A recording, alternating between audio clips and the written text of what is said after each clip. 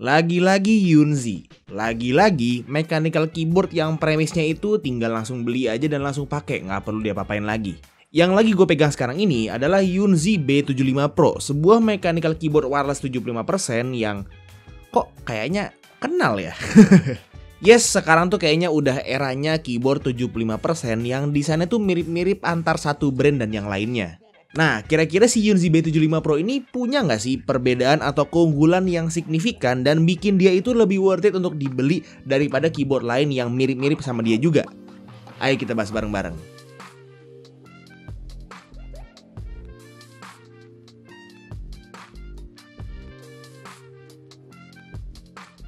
Halo semuanya, ketemu lagi sama gue Tommy, dan di video ini gue lagi mau ngebahas salah satu keyboard terbaru dari Yunzi, yaitu Yunzi B75 Pro. Nah, di sini gue pengen ngasih kalian sedikit research yang udah gue lakukan terhadap lini keyboardnya Yunzi yang semakin kesini tuh semakin banyak gitu ya.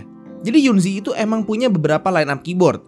Ada AL series mereka yang isinya keyboard aluminium, ada YZ series yang isinya keyboard entry level mereka, dan ada juga series lain kayak X series, C series, dan yang lagi gue mau bahas sekarang itu B series. Dan kalau gue teliti, kayaknya sih B series ini tuh versi mid level keyboard plastiknya mereka yang secara kualitas itu di atas yang seri YZ. Tapi seperti biasa, sebelum gue bahas lebih dalam soal keyboardnya, gue mau bahas dulu soal paket pembeliannya. Jadi untuk paket pembeliannya, kalian bakal dapat unit keyboardnya yang udah ada dongle wireless juga di kompartemen khusus gitu, dapat 2-in-1 switch and keycap puller, dapat kabel Type-C, dapat extra keycaps, dapat extra switch, dan dapat user manual. Oke, jadi Yunzi B75 Pro.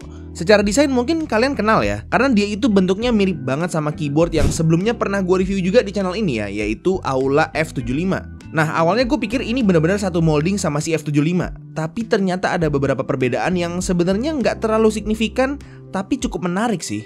Layoutnya 75% exploded dengan knobnya tuh kerasa lebih premium dari knob aluminium pada umumnya, dan bodinya tuh kesannya kayak bulky gitu ya.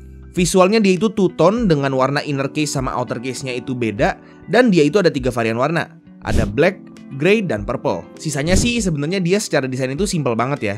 Side profile-nya juga kurang berkarakter. Bagian bawahnya ada flip up fit 2 level dan rubber fit.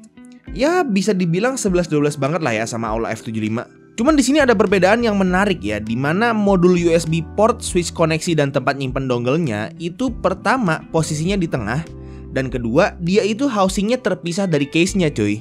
Ini lucu banget sih, karena jujur pertama kali gue coba untuk bongkar keyboard ini, gue itu agak kaget dan agak bingung juga gitu. Karena pas gue mau bongkar keyboardnya kok nggak mau kebongkar-bongkar gitu. Ternyata si housingnya ini terpisah gitu dari si casing keyboardnya.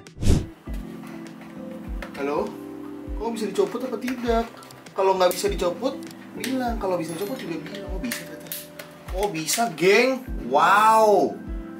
Jadi dia kompartemen ini bisa dicopot dong, unik sekali.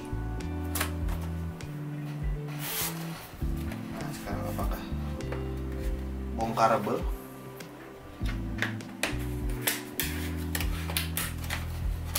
Wah iya dong, langsung bongkarable setelah ininya dicopot sama anjing. Lucu banget ya, ada kompartemen begitu. Tapi kalau soal bongkar keyboard gue bakal bahas lebih lanjut nanti. Untuk keycapsnya dia itu PBT double shot cherry profile dengan legending yang standar ya. Dan untuk switchnya lagi-lagi gue dikasih yang Yunzi Milk Switch. Sebenarnya switch linear yang satu ini tuh oke-oke aja ya. Minusnya tuh paling keentengan aja sih buat gue. Tapi dia itu udah factory loop dan secara out of the box cukup smooth lah ya. Stabilizersnya juga udah factory loop dan konsisten antar semua keysnya. Jadi secara feel out of the box itu udah oke banget kalau menurut gue. Koneksinya juga udah triple mode ya, yang artinya dia itu bisa wired pakai Type-C, bisa wireless pakai dongle, dan bisa juga pakai Bluetooth. Ada software bawaan juga, softwarenya itu layaknya software keyboard pada umumnya, tapi sayang aja ya dia itu masih belum bisa pakai QMK ataupun VIA. Keyboard ini memang kalau secara fitur cukup lengkap lah ya, tapi gimana soal dalemannya?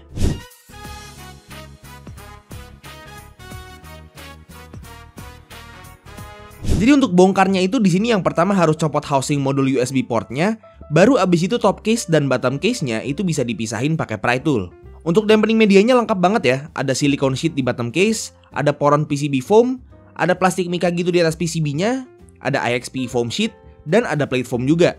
Nggak tanggung-tanggung lah ya dampening medianya. Untuk plate-nya pakai polikarbonat yang ada flex cut-nya, dan untuk PCB-nya itu udah 5-pin hot swap universal south facing RGB, dan ada daughter board-nya juga yang connect via JST cable ke PCB-nya buat USB port-nya. Terus di sini tuh baterainya nyambung ke daughter board-nya ya, jadi nggak perlu repot-repot colok 2 JST cable ke PCB kayak keyboard lain. Cuma 1 JST cable aja udah cukup. Untuk mounting sistemnya dia itu gasket mount pakai silicone gaskets. Cuman di sini dia mungkin karena dampening medianya terlalu padat dan PCB-nya itu nggak ada flex cut-nya, jadi nggak terlalu flex ataupun bouncy feel-nya. Jadi cuma soft padat aja gitu. Ya paling itu aja sih untuk fitur dan bagian internal dari Yunzi B75 Pro ini. Sekarang gue mau kasih kalian typing testnya.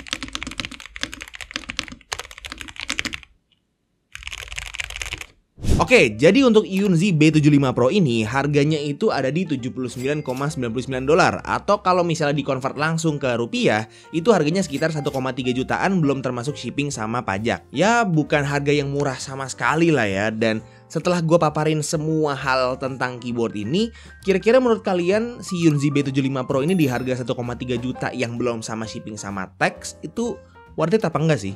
Dan memang si Yunzi B75 Pro ini punya hal-hal yang nggak dipunyai sama Aula F75 ya, sama ya bisa dibilang kembarannya dia gitu ya. Cuman apakah dengan keunggulan-keunggulan yang udah dimiliki sama si B75 Pro ini, dia itu bisa dibilang lebih worth it untuk dibeli daripada Aula F75?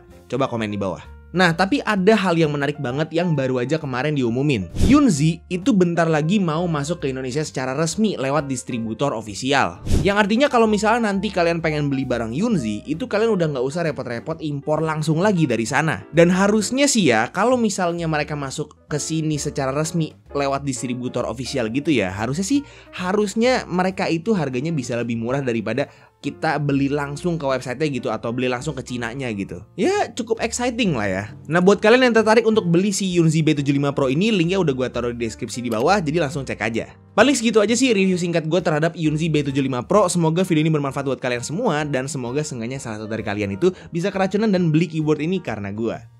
Kalau misalnya kalian suka videonya, silahkan like dan kasih ke teman-teman kalian. Dan kalau misalnya kalian nggak suka videonya, silahkan kasih tau ke gue. Jangan lupa untuk subscribe supaya kalian nggak kelihatan video gue yang selanjutnya. Dan jangan lupa juga untuk follow semua sosial media gue yang udah gue taruh di deskripsi di bawah. Itu aja untuk videonya. Sekali lagi thank you banget yang udah nonton dari awal sampai akhir. It's been by Tommy, and as always, peace out.